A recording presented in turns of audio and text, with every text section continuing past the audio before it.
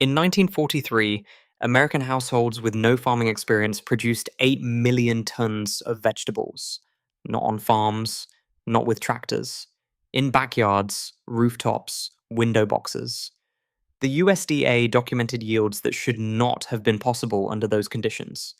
20 million victory gardens fed 40% of the nation's vegetable supply, while industrial agriculture ran at full capacity for the war effort. The documented output per square foot exceeded what many modern gardeners achieve with raised beds, compost, and full sun. These weren't master gardeners. They were factory workers, clerks, mothers with 3 jobs. They had no access to garden centers. Seed catalogs were rationed. Fertilizer went to farms feeding troops overseas. Yet the math holds. The records are clear. Small spaces generated food volume that defied the constraints. What's harder to explain is what happened after 1945. Those same households stopped. Not because the methods failed. The gardens simply disappeared from the national routine. Within 2 years, victory garden production dropped by more than 60%. By 1950, most Americans had returned entirely to grocery stores. The methods that worked during scarcity became invisible during abundance. Today, a household facing food inflation or supply chain gaps does not have those instructions. The knowledge didn't transfer. What transferred was dependence on a system that assumes continuity. Shelves stay stocked, prices stay manageable, transportation stays reliable. But in 1943, none of those assumptions held. And the alternative wasn't taught in schools or universities. It was deployed through pamphlets, radio segments, neighborhood committees. It worked because it had to.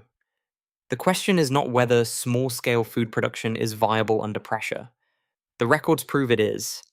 The question is why that capability was abandoned so completely that most people today wouldn't know where to start. Stay with me. What you're about to hear could change how you understand survival. Because what those households used and what disappeared wasn't just a gardening trend. It was a buffer against systemic failure, and one part of it didn't even require soil. When grocery prices rise by 30% in 2 years, households adjust by buying less. Fewer fresh vegetables, more shelf-stable carbohydrates, nutritional diversity drops first, micronutrient intake follows. The body doesn't collapse immediately. It degrades slowly. Immune function weakens, recovery from illness takes longer, chronic conditions worsen. This isn't speculation. It's documented in public health data from every inflationary period in the last century. The poorest households lose access to fresh produce first. Middle-income families reduce frequency and variety. Only the top quintile maintains consistent vegetable consumption during price shocks. Most preparedness advice assumes the problem is calories, stock rice, store beans, freeze meat. These strategies prevent starvation. They do not prevent malnutrition. A body can survive months on rice and canned goods, but it cannot thrive. Vitamin C stores deplete in weeks. Folate reserves last slightly longer. After 90 days on a low micronutrient diet, the health consequences become measurable. Wound healing slows, cognitive performance drops, mood regulation deteriorates. The standard solution is supplements, but supplements require supply chains, manufacturing, distribution. They assume the system continues functioning at some level. They also assume you can afford them when fresh food prices have already priced you out. What disappeared after 1945 wasn't just backyard tomatoes. It was the knowledge of how to generate nutritional density in small spaces without depending on external inputs. No fertilizer trucks, no garden center transplants, no assumption that the system will provide what you need when you need it. The method that worked in 1943 worked because it required almost nothing. Seeds, water, a container, time measured in days, not months, no soil amendments, no sun exposure, no specialized equipment. It produced food that contained more vitamins per ounce than the mature vegetables most people eat today. That's not folklore. That's measured nutritional data from USDA and university studies published in the last 5 years. Most people prepare for comfort. They stockpile food they already enjoy. They assume the crisis will be short. They optimize for familiarity, not endurance. And when endurance is required, comfort fails first. 5,000 years before refrigeration, Chinese households maintained a food source that required no fields. Mung beans, soaked in water, left in darkness. Within 3 days, they sprouted. Within 7, they were edible. The process required no sunlight, no soil, no fertilizer. It worked in cities. It worked during winter. It worked when nothing else would grow. This wasn't ceremonial food. It was famine food. When rice stores ran low, sprouts filled the gap. When sieges cut off supply lines, sprouts kept people alive. The method moved along trade routes. India, Persia, eventually into Europe during the Age of Exploration, carried by sailors who needed scurvy prevention on months-long voyages. The logic was simple. Seeds contain concentrated nutrition. Germination unlocks it. Sprouting multiplies it. A seed that sits dormant for years becomes a living plant in days. During that transformation, vitamin C increases, B vitamins increase, enzymes activate, proteins become more digestible. The plant does the work. You provide water and time. By the early 20th century, sprout cultivation had become standard practice in urban households across Asia and parts of Europe, not as a luxury, as infrastructure. A household could produce food in a basement, a closet, a cupboard. No garden required, no weather dependence, no seasonal limitations. When World War II began, the US government rediscovered what older systems had never forgotten. Small-scale, rapid-cycle food production could supplement rationed diets. The Victory Garden campaigns promoted traditional gardening, but behind the scenes, agricultural extension officers, Sarudias, distributed instructions for sprouting and microgreen cultivation. These methods didn't make the propaganda posters. They made the survival manuals. The difference between sprouts and microgreens is growth stage. Sprouts are harvested within a week, before true leaves form. Microgreens grow slightly longer, just until the first true leaves appear. Both methods work without soil. Both methods work without light. Both deliver nutritional density far exceeding their mature counterparts. This wasn't innovation. It was recall, bringing back methods that worked before industrial agriculture made them seem unnecessary. But necessity doesn't disappear. It just waits for the next disruption. In 1944, the siege of Leningrad entered its third year. Over 1 million civilians had died. Not from bombs, from starvation. The city was cut off. No food convoys, no farmland access. Anything that could be eaten had been eaten. Soviet records show that some households survived longer than others under identical conditions. The variable wasn't luck. It wasn't food hoards. It was regenerative food production in interior spaces. Households that grew sprouts and microgreens in darkness, using seeds scavenged from pre-war stores, extended their survival window by weeks, sometimes months.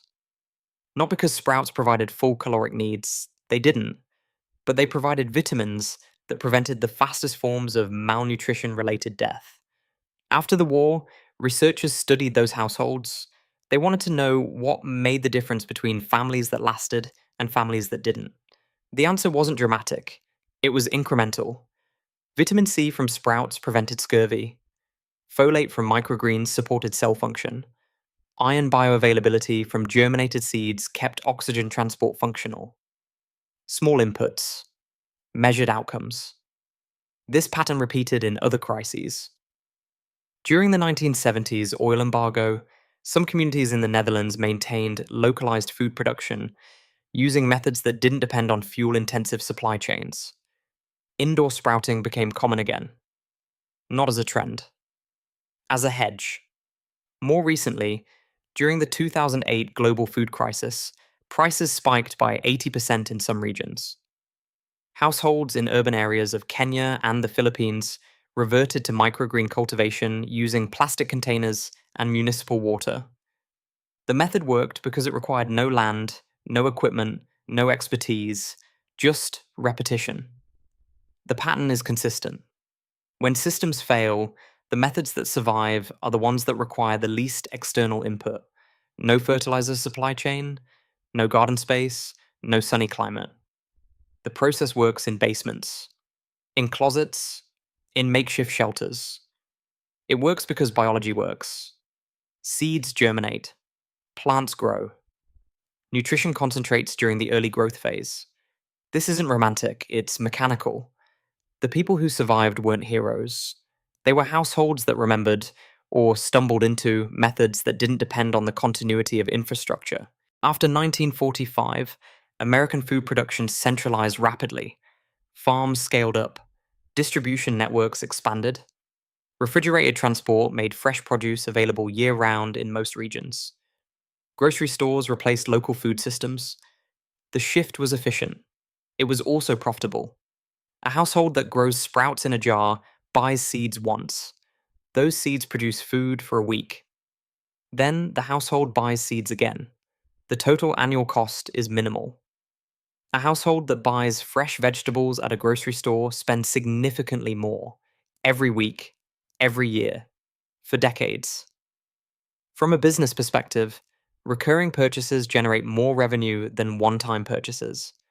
A customer who depends on the store is more profitable than a customer who doesn't. The system optimized for dependence because dependence is monetizable. Self-sufficiency is not. This isn't conspiracy, it's economics. Companies maximize profit by maximizing transaction frequency. Food systems that require continuous purchasing outcompete food systems that don't. Over time, the knowledge of low-input food production stopped being taught, not because it stopped working, because it wasn't profitable to teach. By the 1960s, home economics courses in American schools emphasized cooking with store-bought ingredients. Sprouting and microgreen cultivation disappeared from the curriculum. Extension officers shifted focus to large-scale agriculture. The methods that worked in small spaces without external inputs became niche knowledge, then fringe knowledge, then forgotten by most. The reintroduction of microgreens in the 1980s came through high-end restaurants, not survival education. Chefs valued them for flavor and presentation. They sold for premium prices. The survival application, the original application, was absent from the marketing. Microgreens became a luxury product, not a resilience tool. This inversion is deliberate. A product positioned as a luxury commands higher prices. A product positioned as survival food does not. The nutritional benefits remained identical. The economic framing changed. And with that change, accessibility dropped. Most people assumed microgreens were expensive, complicated, and unnecessary. They were none of those things. They were cheap, simple, and redundant only in times of abundance. But abundance is not a permanent state. It's a temporary condition that depends on supply chain continuity, political stability, and resource availability. When any of those variables shift, the methods that were unnecessary become necessary again. In 2012, researchers at the USDA Agricultural Research Service analyzed the nutritional content of 25 microgreen varieties. They compared vitamin concentrations in microgreens to their mature counterparts using data from the USDA National Nutrient Database. The results were published in the Journal of Agricultural and Food Chemistry. Red cabbage microgreens contained 6 times more vitamin C than mature cabbage. Cilantro microgreens contained 3 times more beta-carotene than mature cilantro.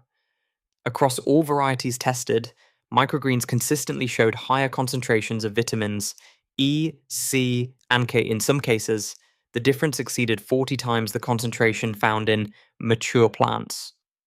A 2021 study published in Scientific Reports analyzed 6 microgreen varieties for mineral bioavailability. The research found that germination increased iron absorption rates by reducing phytic acid content. Calcium bioavailability improved similarly. The study concluded that microgreens delivered more accessible nutrition per gram than mature vegetables, particularly under low-calorie intake conditions. These findings confirmed what historical practices had demonstrated. Early-stage plants concentrate nutrients during rapid growth. The plant mobilizes stored energy from the seed.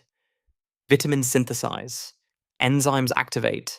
The process happens without external fertilizer because the seed provides everything needed for initial growth.